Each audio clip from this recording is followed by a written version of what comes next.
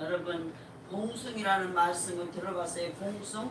봉숭이 뭐냐면은 옛날에 잔치를 하면은 이제 시골에 잔치를 합니다. 잔치를 음식을 여러 가지 많이 하죠. 근데 잔치에 와서 먹는 사람들은 무슨 음식든지 거기서 먹고 싶은 걸 마음껏 실컷 먹고 갑니다. 근데 오지 못한 분들 위해서 봉숭이라는 걸 싸는데 거기서 추진 것들도 못 사고 마른 것들 이제 몇 가지만 골라서 싸서 보내는 것을 보게 돼요. 제가 이 말씀 준비하면서 그 생각이 났어요.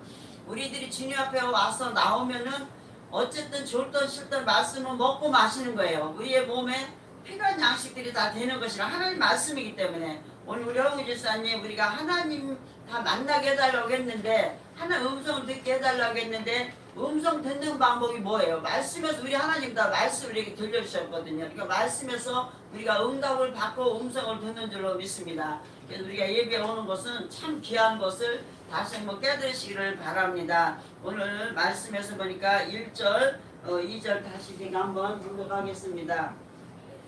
오라 너희 모든 목마른 자들아 물로 나오라 돈 없는 자도 오라 너희 와서 사 먹되 돈 없이 값 없이 와서 포도주와 젖을 사라 너희가 어찌하여 양식 아닌 것을 위하여 은을 달아주며 배부르게 하지 못할 것을 위하여 수고하느냐 내게 듣고 들을지어다 그리하면 너희가 좋은 것을 먹을 것이며 너희 자신들이 기름진 것으로 즐거움을 얻으리라. 아멘. 오직 예수님 안에만 살 길 있음을 여기서 볼 수가 있습니다. 요한복음 7장 37절에서 보니까 누구든지 목마르거든 내게로 와서 마시라. 이 말씀을 우리에게 들려주시는데요. 출애굽 당시에 이스라엘 백성에게는 물처럼 소중한 것이 없었습니다. 그 물은 그들의 생명이나 다름이 없었죠. 그럼 우리 예수님께서 세상을 방황하는 인생들에게 생명수를 제공해 주신 것을 볼 수가 있습니다. 그리고 계시록 2장 17절에 보면은 성령과 신부가 말씀하시기를 오라 하시는도다. 듣는 자도 오라 할 것이요 목마른 자도 올 것이요 또 원하는 자는 값없이 생명수를 받으라 하시더라. 아멘. 이 말씀은 주님의 부르시는 음성을 듣고 나오는 사람들은 그들의 전력에 관계없이 복에 참여하게 된다는 말씀이 됩니다. 그러니까 수많은 사람들이 죄인들을 부르시는 주님의 음성을 듣지 못해서가 아니라 하나님 말씀을 듣고도 귀를 막고 응하지 않았기 때문이라고 말씀하고 있는 것이죠. 비록 가진 것이 없고 조건이 열악하더라도 주님 부르실 때 나오기만 하면 하나님 주시는 복을 받게 될 줄로 믿습니다. 저 여러분에게 주님 부르실 때 모두 나오신 줄로 믿습니다. 우리가 오늘 주의 부르심을 받고 교회에 온 것처럼 이제 주님께서도 지금 모든 사람들을 우리에게 초청하고 있죠. 그렇습니다. 모든 사람은 어느 곳을 향해야 되지 길을 가고 있어요. 그렇죠. 우리들도 오늘 교회를 왔지만은 다른 사람들은 등산을 간 사람도 있을 것이고 또 아니면 골프를 간 사람들도 있고 여러 각가지로 놀러 간 사람들이 많이 있을 것이에요. 그러니까 길이라고 해서 다 같은 길이 아니라는 것을 우리가 말씀에서 알 수가 있죠. 생명의 길이 있는가 하면은 사망의 길도 있다는 것이죠. 또 축복의 길이나 저주의 길도 있다는 것을 우리는 기억을 해야 될 줄 압니다. 근데 오늘 본문에서는 하나님께서 목마른 자들을 초청하고 부르시고 계십니다. 여기서 목마른 자라고 표현한 것은 영혼의 목마른 자, 영혼의 갈급한 자를 말하고 있는 것이죠. 우리가 말씀을 보다가 말씀 하루 조금만 바꿔서 못 빼는 얼마나 갈급하고 내가 말씀을 봐야 되는 못 봤다는 그 마음이 항상 하루 종일 저는 끊기지 않아요. 그리고 기도를 늘 제가 하던 기도를 어떤 때 또 못할 때가 있잖아요. 그러면 내가 기도를 해야 돼 그 기도를 못했다는 그 갈급함이 기도를 좀 어느 날 못한다는 내가 평생 기도를 한 번도 안 한 것 같은 느낌이 들어요. 그래서 자꾸만 주님 앞에 나가는 거예요. 주님 앞에 잘 보여야 되기 때문에 주 앞에는 날마다 주님 앞에 나가서 엎드리는 것이 저는 잘 살기는 것을 알기 때문에 그 갈급함을 주 앞에서 날마다 해수라고 주께서 공급을 받습니다. 그렇습니다. 구원하시기에는 하나님의 초청은 모든 사람들에게 주어졌습니다. 인종이나 피부 색깔, 언어나 모든 남녀노소 빈부귀천을 초월해서 의에 지리고 목마른 모든 사람을 부르고 있습니다. 우리 사람들은 어때요? 좋아하는 사람만 부릅니다. 그렇죠? 너 혼자만 와? 누구 데리고 오지 마? 이런 것도 우리가 가끔 보게 되잖아요. 근데 하나님은 누구나 보냈어요. 일절에 보세요. 오라 너희 목마른 자들아 물로 나오라. 돈 없는 자도 오고 마수 사먹 때 돈 없이 값없이 와서 포도 젖을 사라고 우리 주님 말씀하셔 보게 됩니다. 그렇습니다. 누구든지 너는 할 것 없이 누구나 주께 나와 귀를 기울여드리면 영원히 살게 된다는 것을 믿으시기를 바랍니다. 그리고 6절 7절에 보면은 6절 7절 우리 한번 봅니다. 너희는 여호와를 만날 만한 때에 찾으라. 가까이 계실 때 그를 부르라. 악인은 그의 길을 불의한 자는 그의 생각을 버리고 여호와께로 돌아오라. 그리하면 그가 긍휼히 여기시리라. 우리 하나님께로 돌아오라. 그가 너그럽게 용서하시리라. 아멘. 여기 보니까 여호와 하나님을 만날 만한 때에 찾으라고 그럽니다. 그리고 가까이 계실 때 그를 부르라고 말씀하고 있습니다. 우리 하나님은 항상 우리와 성령이 함께 계시는데 왜 가까이 계실 때 부르라고 하냐면 하나님과 가까이 날마다 찾고 만나는 것이요. 성령을 무시로 기도하라는 말씀인 줄로 믿습니다. 잠언 8장 11절에 보니까 나를 사랑하는 자들이 나를 사랑을 잊고 나를 간절히 찾는 자가 나를 만날 것이라고 말합니다. 그러니까 하나님을 사랑하는 자들이 하나님의 사랑을 잊고 하나님을 간절히 찾는 자가 하나님을 만날 것이라고 말합니다. 그렇습니다. 가까이 오신 하나님을 우리는 찾아서 만나야 될 줄로 믿습니다. 인생으로 태어나서 하나님을 만날 수 있었다면 지상 최대의 놀라운 은총의 축복인 줄로 믿습니다. 우리나라 속담에 부뚜막에 소금도 집어내 짜다는 말이 있어요. 아무리 짜도 집어낼 때는 안 짜.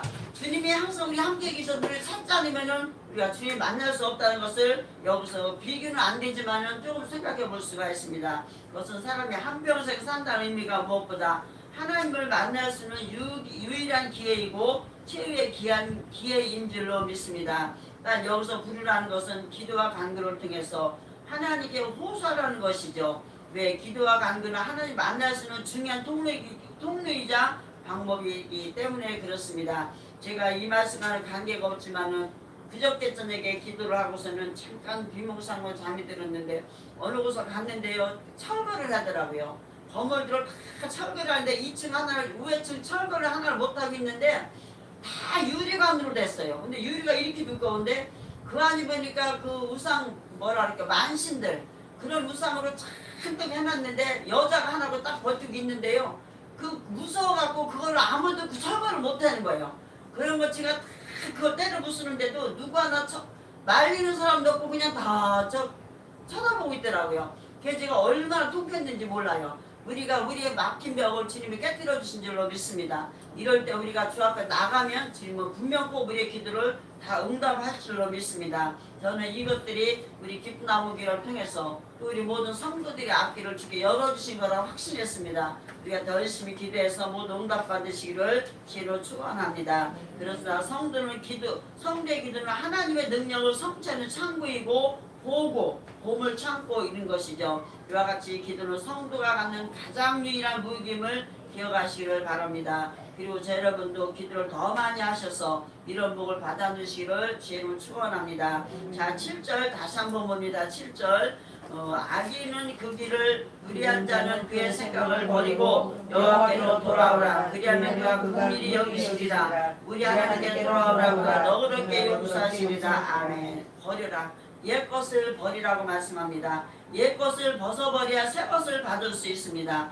마태복음 4장 20절에 보니까 그들이 곧 배와 아버지를 버려두고 예수를 따르니라 그랬습니다. 여기서 아버지를 버렸다니까 왜 아버지를 버린 것이 주님 앞에 합당할 것은 아버지를 버리라는 것이 아니라 기증하지만은 부모가 기증하고 네가 한 일들이 기증하지만 하나님의 위에 우선하라. 먼저 믿음에 순종하라는 말씀으로 우리가 받으면 참 좋을 줄로 믿습니다.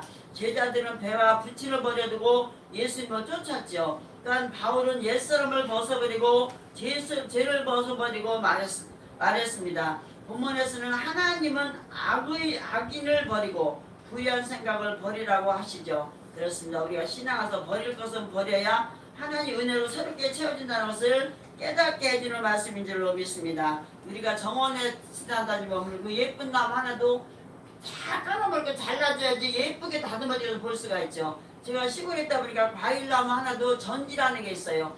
다 가지를 잘라줘야 새 가지가 나오면서 거기에서 과일이 잘 달려서 싱그럽게 과실을 맺는 모습을 볼 수가 있습니다. 그와 마찬가지로 우리도 주님 앞에 잘못된 것들을 끊어버리고 잘라버리고 뽑아버려야 우리가 믿음으로 바로 설 줄로 믿습니다. 자, 여러분도 벗어버려야 될 것이 있다면 이제부터 벗어버리고 새로운 은혜로 채워넣으시기를 주의로 부탁을 드립니다. 자, 오늘 우리가 봉독한 내용에 벌써 보면 사람이 무엇인가를 추구하며 살지만 허무함으로 끝나는 인생에게 교훈하고 있음을 볼 수가 있죠. 그것은 양식이 되지 못한 것을 위해서 살고 배부르게 하지 못할 것에 위해서 힘과 에너지를 낭비하고 있는 것에 대해서 지적하고 있는 말씀인지 압니다. 며칠 전에 우리 윤서가 저녁을 일찍 먹고 오후에 늦게는 잘 안 먹어요. 근데 그날은 뭐 출출했는지 뭐 바나나가 없냐 묻고 아니면 빵이 없냐 묻고 막 저녁 9시는 됐는데 그러는 거예요. 그래서 제가 그랬어요. 지금 이 시간에야 내일 사다 놓게 그랬더니 뭐 빵 이름도 적어서 막 줬어요. 그럼 내일 이거 사다 놓으래요. 그랬더니 내가 할머니 피자를 시킬게 피자를 같이 먹을래네요. 아 좋지 너 덕분에 피자 좀 먹자 그랬더니 피자를 이제 먹고 싶은 거를 인터넷으로 뒤져서 시켰대요. 그런데 갑자기 조금 있다 쫓아오더니 애가 막 얼굴이 하얘졌어요. 큰일 났다는 거야. 왜 그러냐 했더니 인터넷으로 피자를 한 판을 시킨다는 게 두 판을 2를 눌러서 두 판이 됐다는 거예요. 그래서 그거를 취소를 시키고 다시 한 판을 시켰는데 취소가 안 된다고 왔대요. 그 세 판이 된 거예요. 그게 22,500원인데 돈이 7만원 돈이라 이거예요. 그러면서 막 어떻게 얻을 줄을 모르는 거예요. 그래서 그 취소 안 되니 그러면서 또 카드로 현금을 줘야 되는데 카드로 한다고 또 잘못 찍었다는 거예요. 눌렀다는 거예요. 하나도 걱정하지 마. 카드로 준다겠다. 현금 좀 더 좋아하고 아빠도 있고 엄마도 있고 할머니 있는데 뭘 그러고 걱정을 했냐 그랬더니 나 너 덕분에 일주일 내내 피자 먹게 생겼다 그랬더니 그게 할머니가 그게 이제 자기 생각이 어떤 나는 거예요. 아빠 엄마는 지금 없고 할머니는 돈이 없다고 했는데 그 돈을 어떻게 7만 원을 내느냐 이거예요. 그래서 제가 그랬습니다. 할머니가 돈이 없는 게 아니라 낭비할 돈이 없다. 허비할 돈이 없는 거예요. 헛되게 쓰는 돈이 없는 것이지 내가 먹고 싶다고 하면 피자는 얼마든지 사줄 수 있으니까 걱정하지 말라고. 그러면서 이제 어떻게 전화를 해갖고 겨우 취소가 돼가지고 한 판이 왔는데 진짜 피자를 맛있더라고요. 따끈따끈 갖다 줬는데 그래 윤수 덕분에 밤 10시에 그것도 피자를 맛있게 먹었습니다. 그래요. 우리는 모든 걸 낭비하고 허비하는 것은 하나님을 지적을 하시지만 우리가 꼭 필요한 데는 써야 될 줄로 믿습니다. 이거 관계는 없지만은 제가 생각이 나서 해봤습니다. 그렇습니다. 이 말은 가치 없는 것에 우리의 가치를 허비하고 있다는 말이 되죠. 본문에서 지적하는 것 같이 교훈하는 것이 마치 우리의 삶과 같지 않은지 생각할 필요가 있다는 것입니다. 사람들이 오늘보다 더 나은 삶을 살기 위해서 분주하게 살아가는데 걱정은 더 많아지고 염려를 마음에서 떠나질 않는다는 것입니다. 더 나은 삶을 살기 위해서 더 많이 배우고 부부가 맞벌이하며 일하고 야근에 특근까지 하면서 일하는데도 부족하고 모자라는 것은 여전하는 것이죠. 물론 더 좋은 일로 풍요롭게 잘 사는 사람도 많이 있습니다. 그러나 보편적으로는 별로 더 좋아진 것이 없다는 것이죠. 그런데 여기에는 그럴 수밖에 없는 원인이 있다는 것입니다. 그것은 사람들이 추구하는 것이 진정한 가치를 가지고 있지 못하는 데 문제가 있다는 것이죠. 본문이 지적하고 있는 것처럼 양식하는 것을 위하여 은을 달아주며 배부르게 하지 못할 것을 위하여 수고하기 때문이라는 것입니다. 현대인들의 삶의 관심은 온통 잘 사는 것에 맞춰져 있다는 것이죠. 경제적으로 풍성하게 살고 많은 물질의 풍요로움 속에서 넉넉게 사는 것을 삶의 목표로 살아갑니다. 물론 이것이 너무도 귀중하고 소중하지 없어서는 안 될 것이죠. 그러나 그것은 삶의 만족감을 누리지 못한다는 것이죠. 오히려 본문에서는 하나님의 말씀을 경청하고 여호와 하나님을 찾고 만날 것을 교훈하고 있습니다. 허무하고 죄스러운 삶을 청산하고 하나님 진리로 나을 것을 교훈하고 있죠. 곧 우리를 구원의 잔치로 초청하고 있습니다. 이와 같이 본문에서 권하는 구원의 잔치는 삶의 진정한 가치를 발견하게 한다는 것이죠. 그렇습니다. 우리가 이 말씀대로 또 이대로 하나님께서 복 내려주시는 삶을 온전히 살아가시기를 바랍니다. 일시적 순간적인 것이 아니라 영원한 것 험한으로 끝나는 것이 아니라 생명과 참 샬롬 평강을 차지하는 길로 소망을 주고 있는 줄로 믿습니다. 우리가 2절 다시 한번 보면은 여호와께서 돌아오라 그리하면 그가 긍휼히 여기시리라 우리 하나님께 돌아오라 그가 너그럽게 용서하시리라 그렇습니다. 좋은 것을 좋은 것을 맞으며 너희 마음이 기름진 것으로 즐거움을 얻는다라고 말하죠. 좋은 것을 먹으며 즐거움을 얻는다라고 말씀해주고 있습니다. 3절에 보니까 여기서는 3절에 우리 한번 보면은 3절에 너희는 귀를 기울이고 내게로 나와 들으라. 그리하면 너희의 영혼이 살리라 그렇습니다. 하나님께서 너희의 영혼이 살리라고 말씀합니다. 주님께서는 주시는 좋은 것을 너희가 먹고 즐거움 얻으면 너희 영혼이 분명히 산다는 것이죠. 여러분도 정말로 하나님께서 주시는 이런 복이 날마다 넘쳐나시기를 주의로 축원합니다. 주님께서 주시는 좋은 것을 먹고 즐거움 얻으면 너희 영혼이 살리라 그렇습니다. 11절에 보니까 11절 한번 봅니다. 우리가 주님의 말씀을 듣고 사는 사람들이 어떤 은혜와 복을 받는지 한번 봅니다. 너희는 기쁨으로 나아가며 평안히 인도함을 받을 것이요 산들과 언덕들이 너희 앞에서 노래를 바라고 들의 모든 나무가 손뼉을 칠 것이며 잣나무는 가시나무를 대신하여 나며 화성리는 칠레를 대신할 것이라. 이것이 여호와의 기념이 되며 영원한 표징이 되어 끊어지지 아니하리라. 아멘. 얼마나 이 말씀들이 은혜가 되고 한번 보세요. 우리가 평안 인담을 받는데 산들과 언덕들도 우리 앞에서 노래를 하고 들은 모든 나무가 손뼉을 쳐준다고 말하고 있습니다. 그리고 잣나무는 가시나무를 대신해서 나며 화성리는 찔레를 대신해서 날 것이라. 이것이 여호와의 기념이 되며 영영한 표징이 되어서 끊어지지 않는다라고 말씀합니다. 정말 우리는 이런 은혜 복을 받아야 될 줄로 믿습니다. 이런 말씀들을 비춰보면 진정으로 참된 인생의 의미를 무엇인가를 좀 많이 가졌다는 데 있지 않다는 것을 알 수가 있죠. 하나님의 말씀을 멀리하고 모은 제사는 싸움과 분쟁의 이유가 될 수 있다는 말씀이 됩니다. 우리는 작은 것도 주님 안에서 있는 것을 풍요롭게 주께서 분명히 채워줄 줄로 믿습니다. 오병의 기적을 보더라도 물고기 2마리에 빵 5개를 통해서 5,000명을 먹이고 남는 하나님, 그렇죠. 우리가 5,000명을 가졌다 할지라도 그 2명과 3명을 먹일 수 없는 사람이 있어요. 그냥 2개와 5개를 통해서 5,000명 먹게 남는 것은 주님의 은혜의 복인 줄로 믿습니다. 인간은 많이 가져야만 행복한 삶을 살 수 있다고 생각하지만 하나님의 마음은 다르시죠. 하나님 말씀을 경청하고 그 말씀으로 하나님의 의를 이룰 때 삶의 아름다움을 이루게 될 줄로 믿습니다. 인생은 결코 무엇을 가짐으로 달라지는 것이 아니라는 것이죠. 새 옷을 입는다고 달라지는 것이 아니죠. 물론 새 옷을 입으면 참 좋죠. 그러나 그것도 일시적인 줄 압니다. 또 새집 이사를 가면 좋아지죠. 참 좋은 거 사시면. 그러나 그것도 오래가지 못한다는 것이죠. 돈을 들여 성형수술하면 그 당시는 너무 예뻐지지만 그 얼굴이 점점 자꾸 싫어져 가고 또 고치다 보면은 내중에 온데간데 자기 얼굴이 보지도 못하고 더 엉망이 되는 경우를 봅니다. 물론 좋아지고 예뻐지는 것도 사실이지만 하지만 이러한 것으로 만족하지 못하다는 것을 여기서 말씀드리는 겁니다. 그러므로 성도는 구원을 향한 하나님의 초청으로 응해야 합니다. 자신에게로 오라 명하시는 하나님의 부르심을 응해야 하고 찾고 부르라고 하시는 하나님의 교훈에 응해야 될 줄로 믿습니다. 그리고 본문의 교훈은 우리의 마음이 하나님을 향한 관심사로 채워잠을 전해주고 있는 것이죠. 그렇습니다. 저 여러분의 마음속에 하나님을 향한 관심으로 채워지시기를 죄로 축원합니다. 여러분이 잘 알고 있는 팝의 황제라 불리던 마이클 잭슨의 죽음을 다 알 줄 압니다.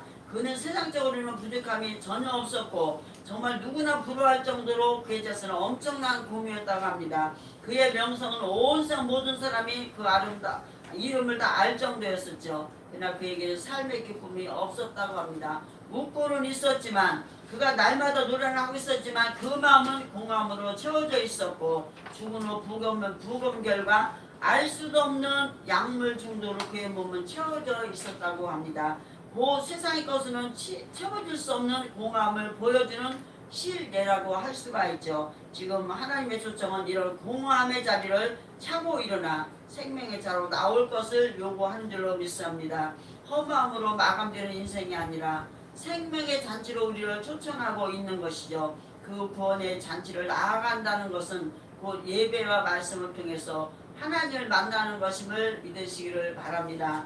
이것은 그저 대면하는 것이 아니라 마음의 만남이 일어나는 교감을 말하고 있는 것이죠. 하나님의 말씀이 나의 기쁨이 되고 하나님의 교훈이 감동으로 인해 만남이 일어날 때에 인생은 하나님의 생명력으로 채워질 줄로 믿습니다. 여러분 안에도 하나님의 생명으로 가득 채워주시기를 바랍니다. 자, 13절 우리 한번 다시 보죠. 13절. 잣나무는 가시나무를 대신하여 나며 화성류는 찔레를 대신할 것이라. 이것이 여호와의 기념이 되며 영영 표징이 되어 끊어지지 아니라. 아멘. 산들과 언덕들이 너희 앞에서 노래를 바라고 들의 모든 나무가 손뼉을 칠 것이고 잣나무는 가시나무를 대신하여 나며 화성류는 찔레를 대신해 날 것이라. 그렇습니다. 이 말씀은 우리가 하나님을 만날 때 우리의 삶에 어떤 변화가 일어날지를 잘 나타내주고 있는 말씀인줄 압니다. 우리의 삶이 생명의 기운으로 채워지시기를 원한다면 하나님께 돌아와야 될 줄로 믿습니다. 지금의 자리를 털고 일어나 초청하시는 그 자리로 걸음을 옮겨야 될 줄로 믿습니다. 너희 목마른 자 즉 하나님 말씀에 굶주리고 하나님 사랑에 굶주리고 은혜에 목말라 메말라 있는 자들아 주님께로 나오라고 부르십니다. 이 음성을 듣고 주님께로 더 가까이 나오는 저와 여러분 되시기를 바랍니다. 그리고 너희는 귀를 기울이고 나와 들으라. 주님의 이 음성을 들으시는 우리 모두가 되시기를 바랍니다. 그렇습니다.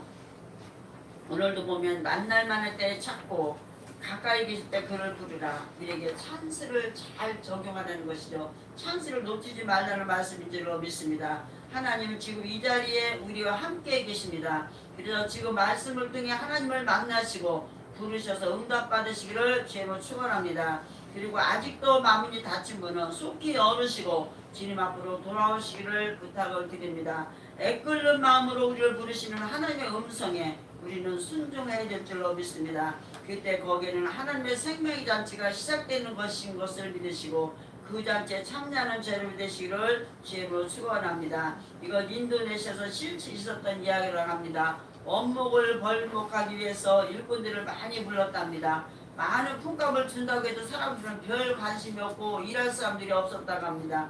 그래서 이 사람은 깨를 내서 신나게 달리는 오토바이를 보여주면서 월급 대신 오토바이를 주겠다고 하니까 사람들이 앞다투어 지원을 했고 벌목을 마친 오토바이를 대신 월급으로 받았다는 것이죠. 그날 기름이 문제였다고 합니다. 사람들은 오토바이를 타기 위해서는 일을 해야만 하였고 그러다가 더 좋은 오토바이를 타기 위해서는 더 많은 시간 일을 해야만 했다고 합니다. 사람들은 더 좋은 오토바이를 타고 다니긴 했지만 전과 같은 삶의 여울음은 다시 누릴 수가 없었다는 것이죠. 오토바이를 타고 출퇴근을 하면서 그저 바쁜 삶을 살아가게 된 것뿐이라고 합니다. 자, 무엇을 우리에게 가르쳐주고 있는지요? 평생을 돈만 버는 사람의 관점에서 본다면 예수님의 삶은 실패한 인생의 마지막이라는 것이죠. 세상의 권력을 거머쥐었던 이의 관점에서도 예수님의 삶은 마찬가지로 평가될 것입니다. 예수님은 스스로의 고백처럼 예수님이 이 땅에 살으실 때 머리 들고 쳐 없는 삶을 사셨습니다. 태어날 때도 말구에서 태어난 분이십니다. 우리가 이 땅에서 아마 말구에 태어난 사람은 거의 없을 것입니다.